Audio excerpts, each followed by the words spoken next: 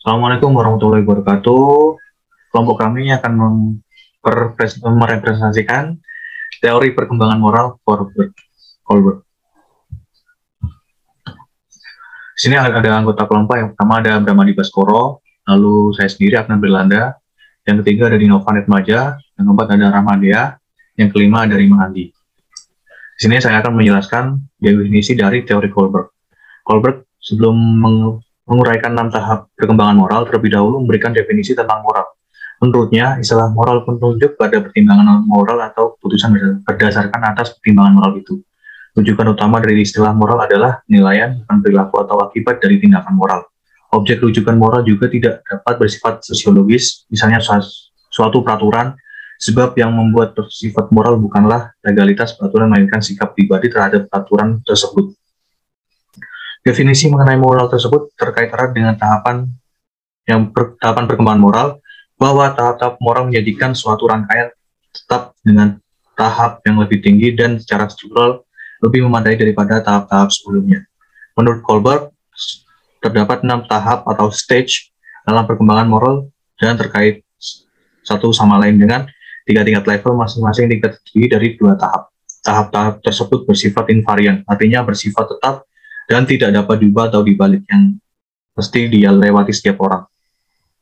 Lalu saya akan menjelaskan sejarah awalnya. 2 orang ahli berpengaruh dalam teori perkembangan moral adalah Jean Piaget dan Lawrence Kohlberg.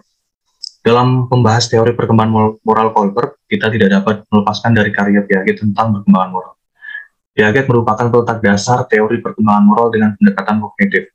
Piaget menolak pandangan aktivisme bahwa moralitas adalah sesuatu yang diturunkan, serta pandangan teori belajar sosial yang menyatakan bahwa moralitas didapatkan dari orang lain.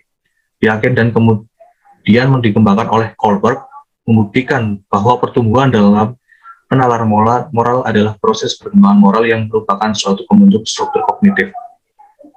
Piaget dan Kohlberg menggunakan istilah moral judgment yang sering digantikan dengan penalaran moral untuk menunjukkan bahwa perkembangan moral terkait dengan struktur kognitif.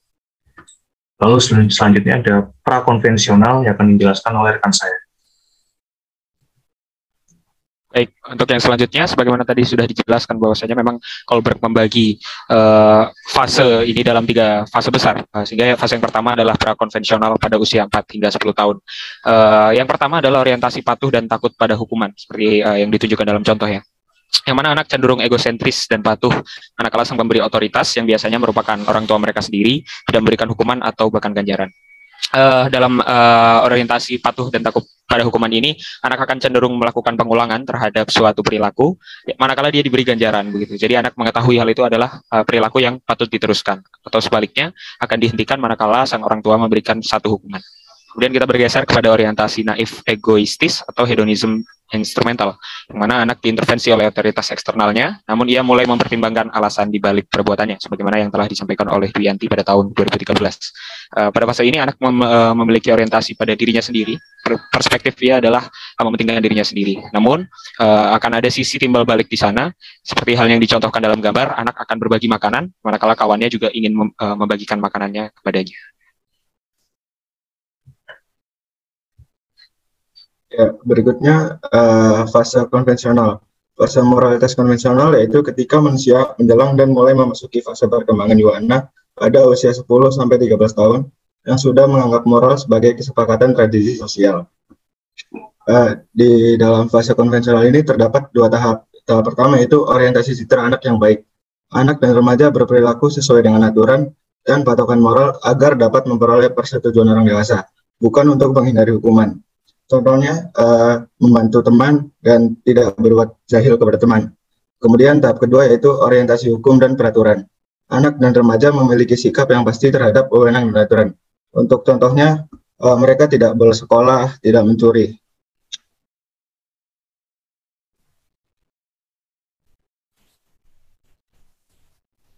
Tahap selanjutnya yaitu tahap pasca konvensional. Pada tahap ini, aturan dari masyarakat tidak dipandang sebagai tujuan akhir, melainkan diperlakukan sebagai subjek. Tahap ini dibagi ke dalam 2 tahap, yaitu yang pertama, 1. Orientasi kontrak sosial. Seperti namanya, dalam tahap ini terdapat suatu tindakan akan didefinisikan berdasarkan kesepakatan banyak orang. Musyawarah mufakat juga terjadi pada tahap ini. Contoh dari tahap ini adalah ketika terdapat sebuah ketidaksesuaian dalam hukum yang berlaku, maka masyarakat mempunyai hak untuk mengubahnya berdasarkan kesepakatan mereka. Tahap yang kedua yaitu orientasi prinsip etika universal. Perbuatan kita dalam tahap ini dilakukan berdasarkan kesadaran diri. Terdapat hal yang dikatakan manusiawi di mana kita melakukan suatu tindakan berdasarkan prinsip etis yang menggambarkan nilai manusia. Contoh pada tahap ini yaitu ketika kita memakai masker untuk melindungi diri dan orang lain dari virus.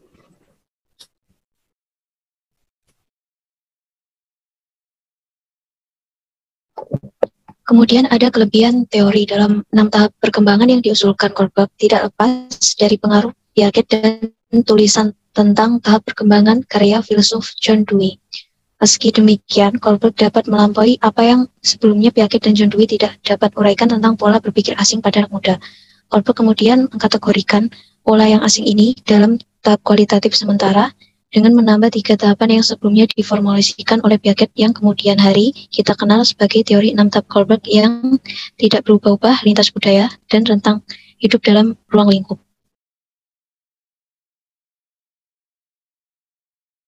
Selanjutnya adalah kekurangan teori.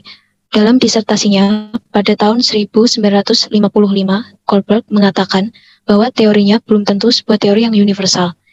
Pada masa penelitian disertasinya, Kohlberg menggunakan 98 remaja laki-laki Amerika yang berusia 10-16 tahun yang belum bisa mewakili subjek secara universal. Sebagaimana yang Kohlberg katakan, tahap yang ia dalilkan harus menemukan kriteria. Evaluasi tahap tipologi membutuhkan penelitian yang empiris, terutama pada studi lintas budaya dan penelitian longitudinal. Yang terakhir adalah relevansi penerapan teori. Meskipun teori moral Kohlberg dinilai sebagai sebuah teori yang belum tentu universal, namun teori ini menyumbang peranan besar dalam bidang perkembangan moral kognitif. Tahapan perkembangan yang merupakan perbaikan dari teori Piaget sebelumnya menandakan bahwa teori Kohlberg juga relevan dalam bidang psikologi perkembangan. Oke, sekian presentasi dari kelompok kami. Mohon maaf atas apabila ada kesalahan perkataan. Terima kasih. Wassalamualaikum warahmatullahi wabarakatuh.